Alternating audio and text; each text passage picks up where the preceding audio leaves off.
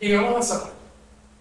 Samuel comienza con un niño que es el producto de un milagro. Una mujer que intercede, que ora. Una mujer que ha perdido más de 10 años valiosos de su vida, quejándose, chillando, culpando a los demás, pero que no ora. En Israel habían 7 fiestas. De esas 7 fiestas Dios dijo, para que no suban 7 veces al año a la casa de Dios, por cuando unos están en las regiones montañosas de Efraín y otros están hacia la tribu de Manasés, que está del otro lado del Jordán, y son días de camino. Vamos a hacer una cosa, de 7 fiestas al año, en vez de subir 7 veces, 7 suban 3 veces nada más. Súbame en la fiesta de los panes y levaduras con la Pascua, súbame en la fiesta de la cosecha y súbame en la fiesta de los tabernáculos. Con esas 3 está bien. Entonces, esta muchacha llamada, la mamá de Samuel, llamada Ana, todos los años ella subía a la fiesta con su marido, pero era una desdichada. ¿Por qué era una desdichada? Porque no tenía hijos. Entonces, aunque tenía un buen esposo que la amaba, que la sustentaba, que le daba todo, ella tenía un anhelo de su corazón. Pero ¿qué hacía? Dios le había dicho al pueblo de Israel, y le había dicho a los sacerdotes, en Levítico capítulo 5 o 6, si no me recuerdo, le dijo, así bendecirán ustedes al pueblo de Israel, pondrán la mano de esta forma y van a hacer una corona. Esto así forma una corona.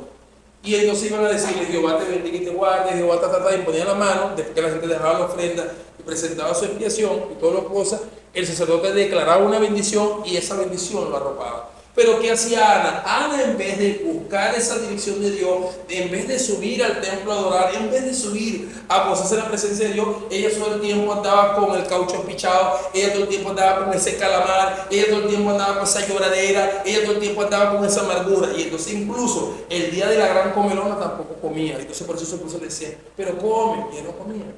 Entonces fíjate, todos los años ella se perdía 3 oportunidades grandiosas de poner toda su carga. No dice la Escritura, echa toda vuestra ansiedad delante del Señor porque tiene cuidado de nosotros. No dice la Escritura. No dice por nada este día afanoso, sino que sean conocidas todas nuestras peticiones con acciones de gracia y alabanza delante del Señor. Ella no hacía nada de eso. Ella lo que hacía era quejarse, chillar más que un cochino chiquito. Imagínate eso, eso era la vida de Ana. Llorar, una llorona.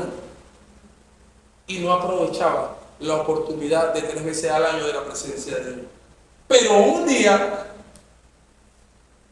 aparte que Penina le decía, lero, un día se dejó engafedar, sube a la casa de Dios y derrama su alma delante de Dios. Y dice, si tú me dieras un hijo, se concediera, ese hijo yo lo voy a consagrar todos los días. Y Dios escucha la oración, ese día se fue para su casa, y entre el Cana y Ana hubo avivamiento. Dios abre matriz, sale embarrigonada la mujer, y la mujer cumple con el voto. Y nace ese muchacho, que ella le dice desde niño, mira, tú eres un milagro, tú no eres el producto de una caracola, tú tienes un gran propósito que cumplir.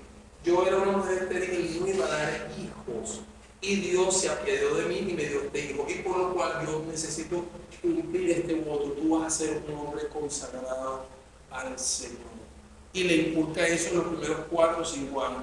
A los 5 años lo dejó definitivamente en la casa de Dios, y todos los años traían una bática sacerdotal, y ahí él fue aprendiendo sus primeras letras. Su mayor influencia no fue jugar trompo, metra, tritola, su influencia fue las cosas santas, desde niño. Por eso Pablo le dice a Timoteo, porque desde niño has sabido las escrituras, que te enseñó tu abuela, que te enseñó tu mamá. Entonces es importante instruir al niño en su camino. Cuando fuere viejo hay una posibilidad de que no se aparta de ellos. Por eso Salomón se aparta, pero por eso puede volver a la senda, porque él fue instruido desde niño. Si no hubiese sido instruido, se va quizás por ese laberinto. Entonces, volviendo al caso, este niño crece y vamos a ver allí que este niño se convierte en un hombre temeroso de Dios y un ilustre, y Dios empieza a manifestarse en este niño. Empieza Dios a hacer cosas grandes. Miren, Dios no hace excepción de personas. Aunque los sacerdotes siempre venían del lado de Aarón y de la tribu de Leví, yo pregunto, ¿de qué tribu era Samuel? ¿Era levita? ¿Era sacerdote? No. Dice que la madre y el padre eran de la región montañosa de Efraín, entonces era un efraimita. Entonces, ¿cómo se explica que alguien que era un efraimita, que no era ni sacerdote ni levita, cómo termina siendo el mayor profeta, el mayor juez y el sumo sacerdote del Antiguo Testamento? Porque se consagró a Dios. Todo el que se consagre a Dios, Dios va a hacer cosas grandes contigo, si tú y yo nos consagramos para el Señor. Dígame amén por lo menos. Entonces, este muchacho se consagra y él va a ser una luz nacional, él va a ser una referencia. Dice, y no dejó caer a tierra Jehová ninguna de las palabras que Samuel decía. Cada vez que Samuel decía, así ha dicho Jehová, Dios respaldaba eso. Cada vez que Samuel decía, va a tronar, tronaba. Cada vez que Dios decía, en 7 días me aparezco y Dios va a hacer esto, Dios lo hacía. Y Dios confirmó que era un fiel profeta.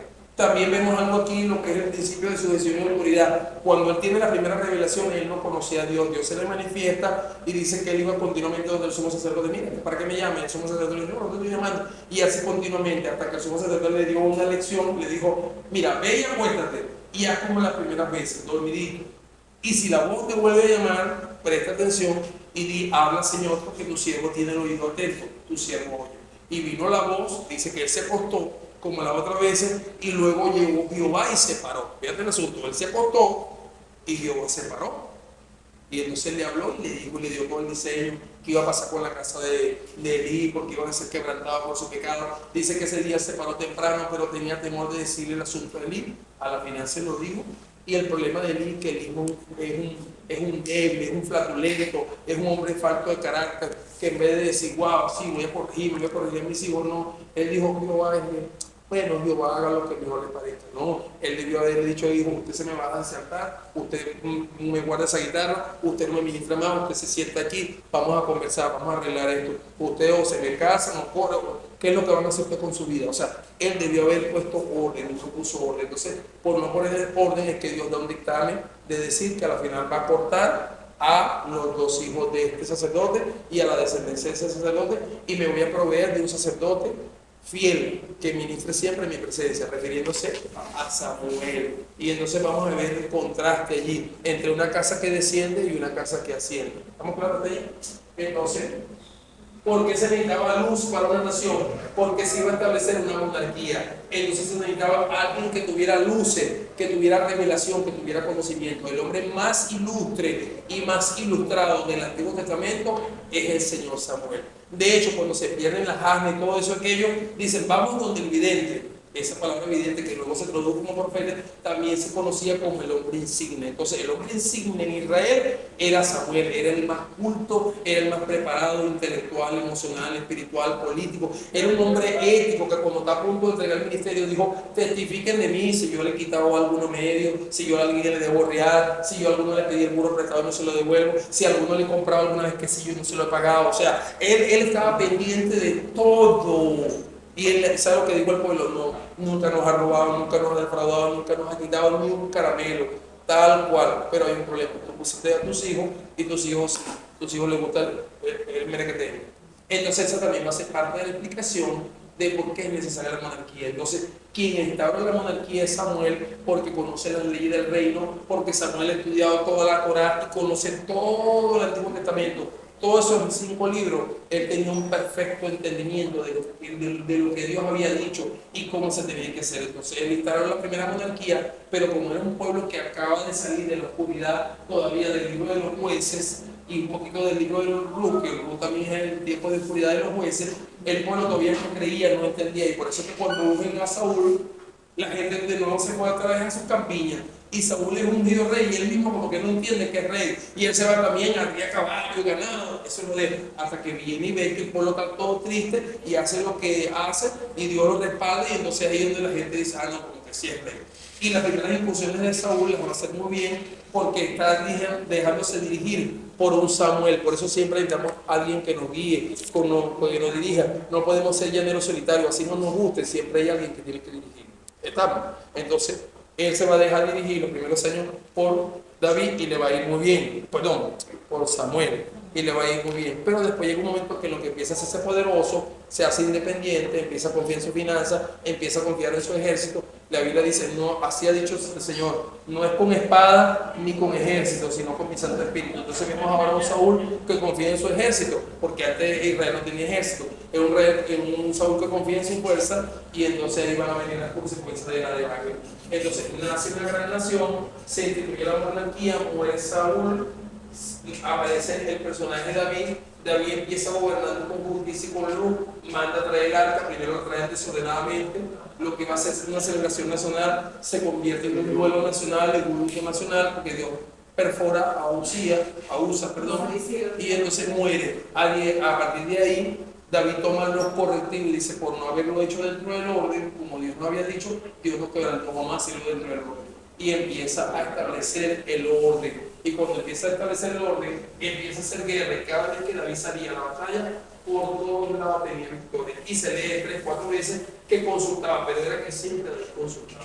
¿Qué sucedió? Que a partir de posiblemente el capítulo 16, 18 en adelante, dice que una vez van a la guerra, David se cansa y por poco un gigante lo mata, y todos los hombres le hicieron prometer, nunca más salgas a la guerra con nosotros.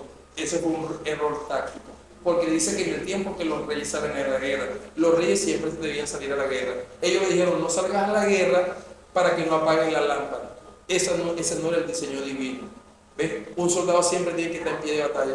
Entonces, por un lado, no apagaron la lámpara, pero la lámpara se descuidó y terminó acostándose con Betsabé, y vemos todo aquel cuadro. Pero a pesar de que vimos que es un hombre que falla y que peca, es un hombre que cuando el profeta le dice tú, él no dice, no, no fui yo, no, la culpa es de Eva, la culpa es no sé qué. No, él no es culpable, él dice, la culpa es mía. Yo soy el responsable, yo asumo mi barranco. Y eso es lo que nos falta a la mayoría de los cristianos en Venezuela, en América Latina y en el mundo entero. Cuando la gente falla, no asume su responsabilidad. Termina culpando al pastor, al apóstol, al ministro, al profesor de instituto bíblico, a la madre Teresa de Calcuta. Culpa a todo el mundo, pero no asume su responsabilidad. Mientras que David sí asume su responsabilidad. Por eso él es el rey que más se va a destacar entre esos primeros 3 reyes. Entre Saúl, entre David y Salomón, Dios termina la final, no hablando de Salomón, pero sí habla de David. Entonces vemos allí un contraste entre los dos reinos, entre un reino de David que representa el reino de las luces y un reino de Saúl que representa el reino de la pureza.